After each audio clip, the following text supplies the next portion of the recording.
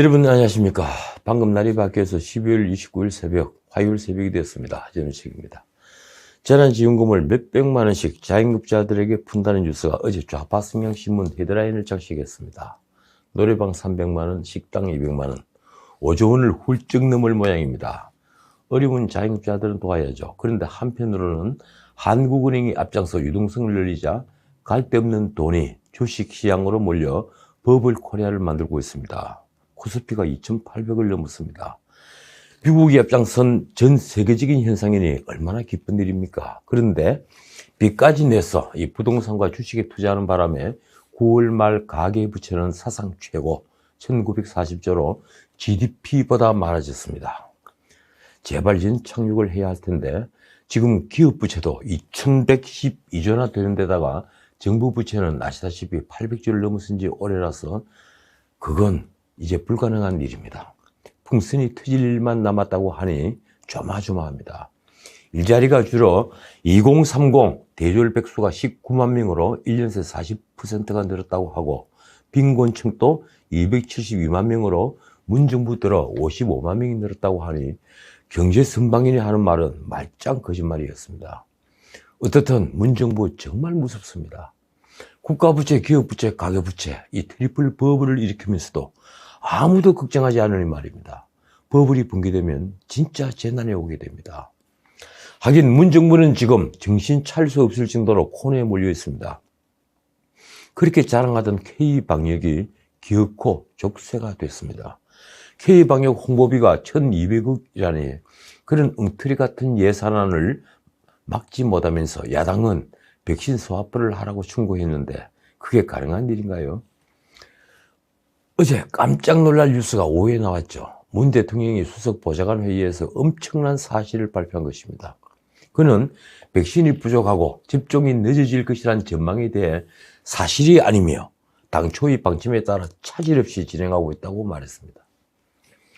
당초 계획대로 되고 있는데 언론이 오두방정을 떨었다는 얘기입니다. 세계 40개국이 이미 백신을 접종하고 있는 건 어떻게 설명할 건가요? 세계에서 2순위 접종을 하는 게 당초 로드맵이었습니까? 문 대통령 말이 이렇습니다. 이미 충분한 물량을 확보했고 돌발 상황을 대비한 추가 물량 확보를 추진하고 있다.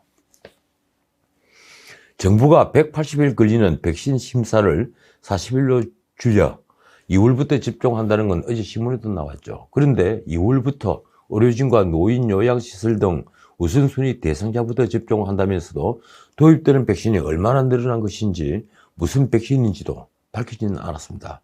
일반인은 언제 맞을까요?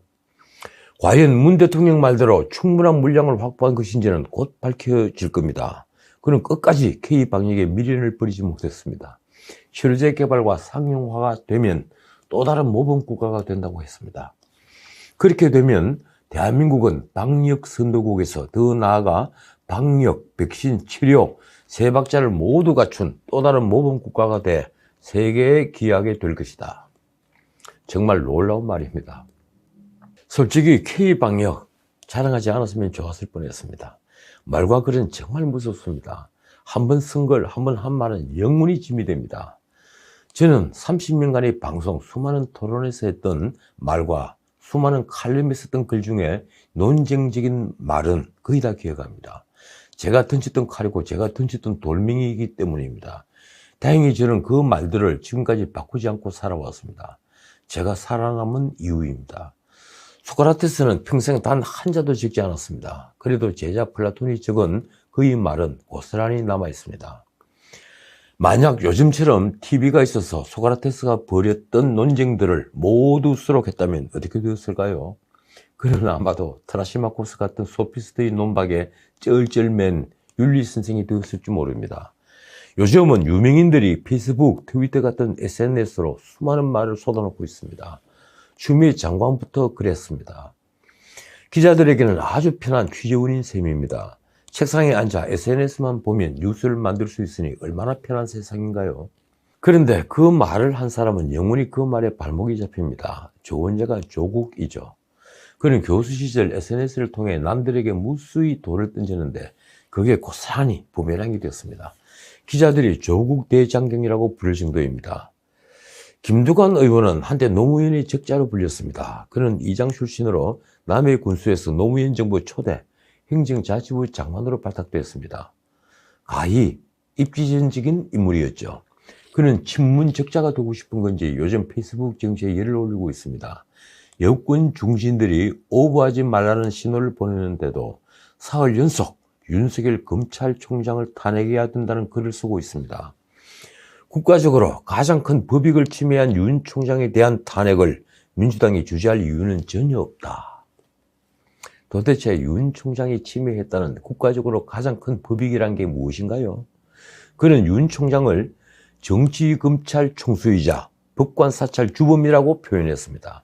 그는 또 이렇게 말합니다. 검찰총장이 야당의 선봉대를 자임하고 표적수사, 보복수사로 정권을 공격하는 한 제도개혁은 결코 쉽지 않다. 적어도 윤 총장이 야당의 선봉대를 자임했다거나 표적 보복수사를 했다는 말은 책임을 져야 할 말로 보입니다. 그 말은 추미애가 내세운 징계사유에도 들어있지 않으니 말입니다. 그는 윤 총장 탄핵과 동시에 윤 총장에 대한 특검을 추진하거나 공수처에서 수사에 착수하면 헌재도 설득할 수 있다고 합니다. 놀라운 말입니다. 180석 무소불위의 힘을 가졌으니 못할 게 없다는 이 발상을 친문답다고 해야 합니까? 그가 내린 결론은 이렇습니다. 윤 총장을 7개월간 방치했을 때 일을 국가적 혼란보다 탄핵시켰을 때 얻을 이익이 훨씬 크다. 여기서도 공리주의가 나오는군요. 도대체 지금의 국가적 혼란이 누구 때문에 벌어진 것인지 몰라서 이러는 겁니까?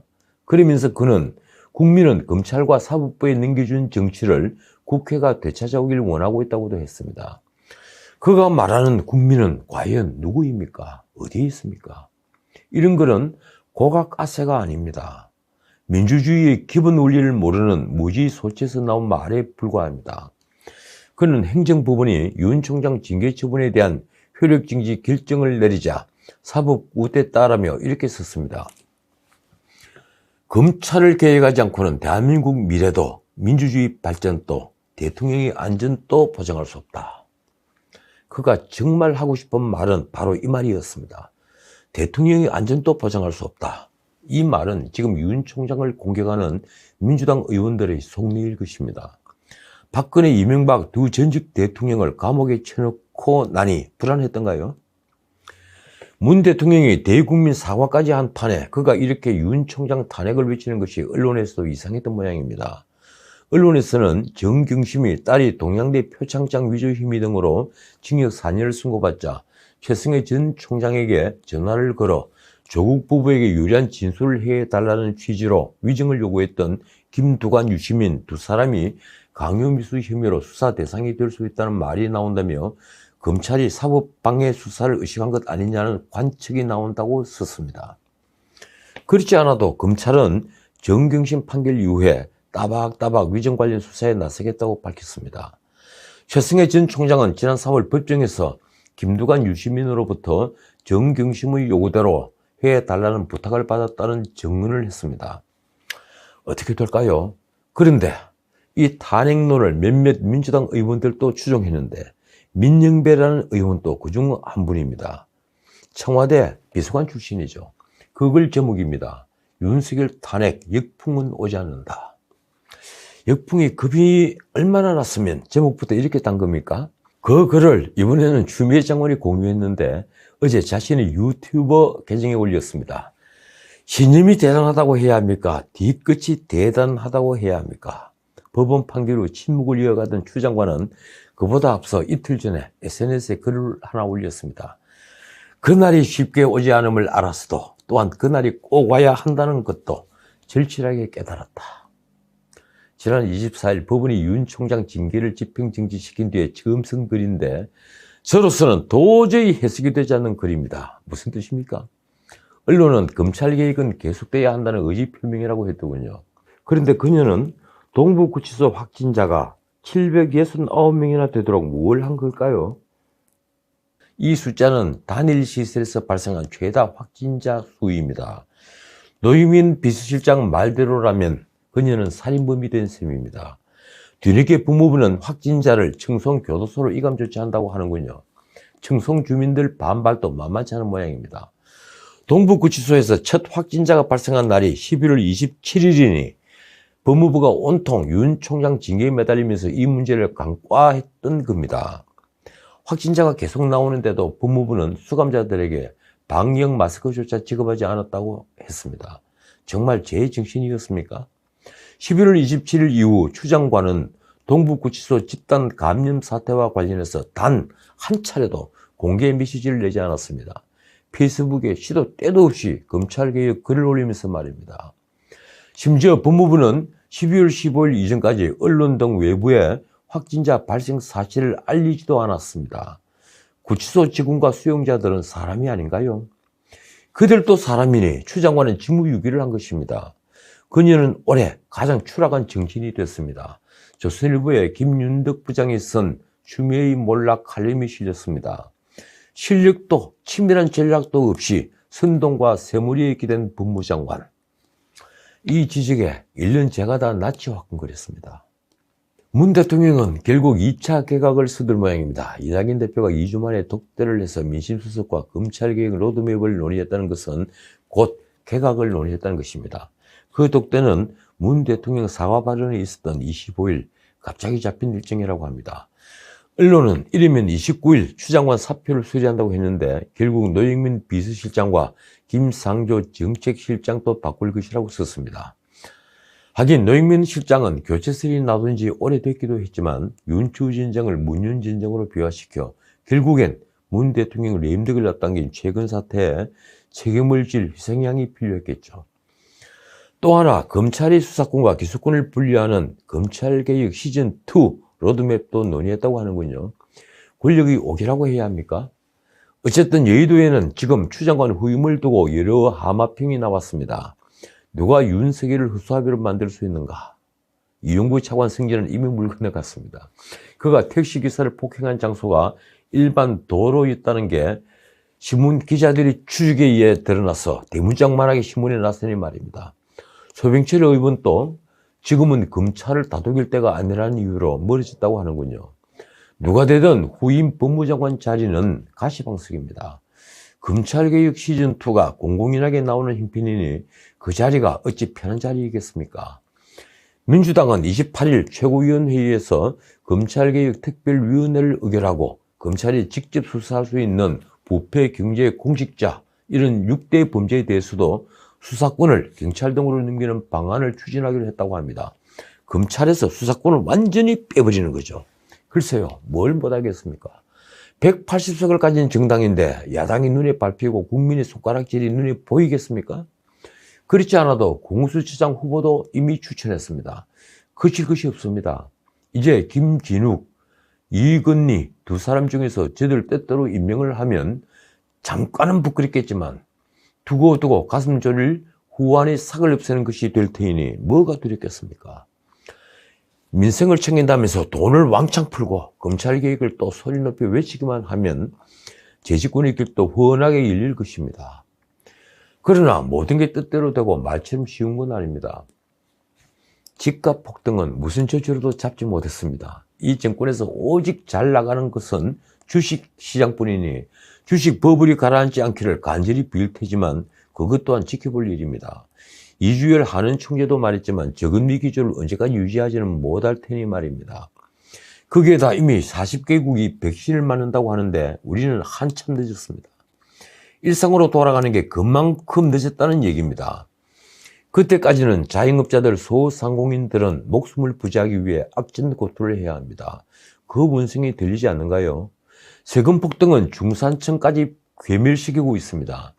지난 방송에서 말씀드렸지만 가림 죽으라고 해도 모자람이 없습니다. 이런 판에 장관 몇 명 바꾸고 청와대 비서실장, 정식실장 바꾼다고 민심이 돌았을까요? 사람을 아무리 바꾸어도 통치자의 생각이 바뀌지 않는 한, 그리고 정책이 바뀌지 않는 한 민심은 결코 돌아서지 않습니다. 자, 오늘은 여기까지입니다. 그렇지 않아도 민주당은 28일 국회 국토교통위를 열어서 변창흠의 인사청문 경과 보고서를 채택했습니다. 기립표결로 처리했더군요. 변창흠의 정책은 서민과 중산층을 잡는 데는 김현미 장관의 정책보다 됐으면 됐지 결코 모자라지 않습니다. 집값을 잡는 게 아니라 중산층을 잡는 겁니다. 문 대통령은 기다렸다는 듯이 어제 변창흠을 임명했습니다. 이로써 그는 문정부 출범 이후 야당의 동의 없이 임명되는 26번째 장관이 되었습니다. 축하드립니다. 참 영광스러운 자리입니다. 언론을 보니 이명박 박근혜 정부에서 임명 강행한 장관이 모두 27명인데 그에 육박하는 수준입니다. 야당은 이렇게 반발했습니다. 인간으로서 갖춰야 할 최소한의 인성조차 결여된 사람까지 장관으로 임명할 거면 청문회는 뭐하러 했느냐. 민주당 강준현 의원의 말이 어디서 들은 말이더군요. 이렇습니다. 의혹만으로 변 후보자의 청문 보고서를 채택하지 않는다면 많은 인재들이 등용되지 못할 것이다. 그 의혹만으로 내치지 못한다는 오기 탓에 이 나라가 이 모양이 되었습니다. 지금까지 전은식이었습니다.